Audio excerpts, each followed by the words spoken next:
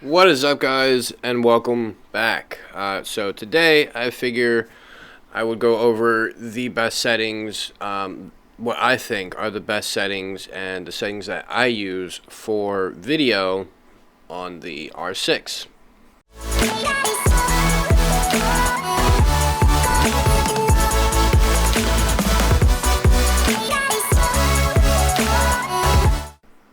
Alright, so to jump into it, I usually always shoot at 24 frames per second. It's just a much cinematic, it gives you a more cinematic feel to the footage.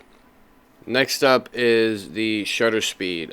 Always double the shutter speed compared to your frame rate. So if you're shooting at 24 frames per second, you want to be shooting at 50 shutter speed. You want your shutter speed to be 50. The autofocus that I use, since there's mainly always people in my video, is the eye tracking, and I haven't used anything else really that much since Canon put the eye tracking in the cameras. I'm usually always on eye detection as far as the autofocus mode goes.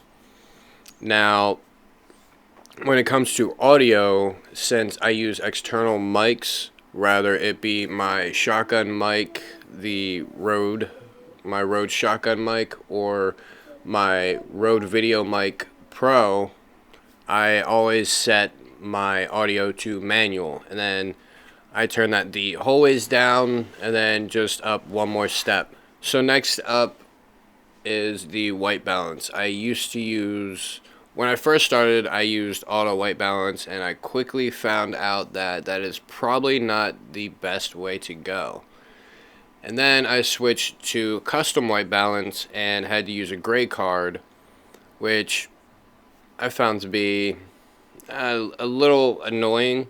You can get some pretty good, your shot can be pretty good with custom white balance and a gray card. But lately I have been using Kelvin, and what Kelvin is it's mainly just manual settings to the light temperature. Depending on what room you're in, you can just quickly adjust your Kelvin. And with the R6, I have it set up as one of the dials, so right before I'm about to start filming, I can quick set my white balance to what I think looks good. I usually just use what I see to think, hey, it's good to go, and then that's what I set my Kelvin to, and then I start recording.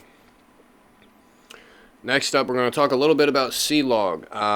Since getting the R6, I always shoot in C-Log, and inside the C-Log you'll have some other settings, and the view assistant I usually always keep off. I find it's a little too oversaturated for my regular viewing, and it gets kind of confusing because it's not actually the image that you're going to be editing from.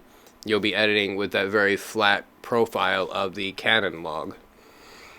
Next is the color matrix. I usually keep that to neutral, but play around with that and decide for yourself which one you like.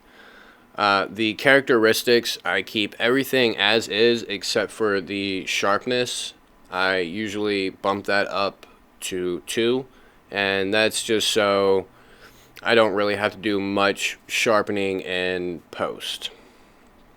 The color space, right now I'm kind of in between the BT 709 and BT 2020.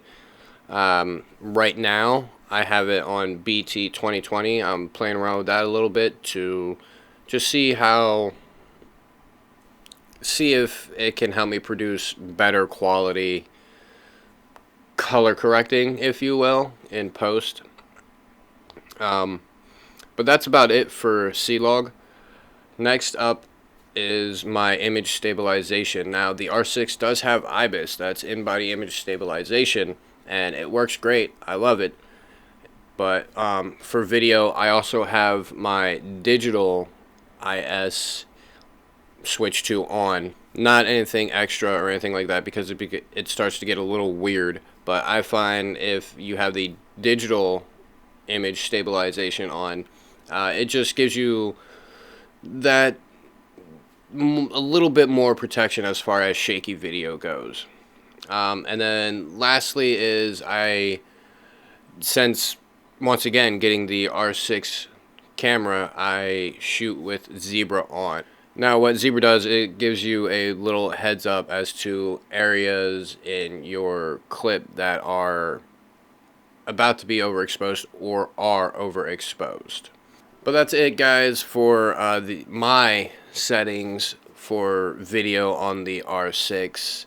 If you like this video, if it helped you out a little bit, give it a thumbs up. And as always, make sure to subscribe. And I will catch you guys in the next one. Peace.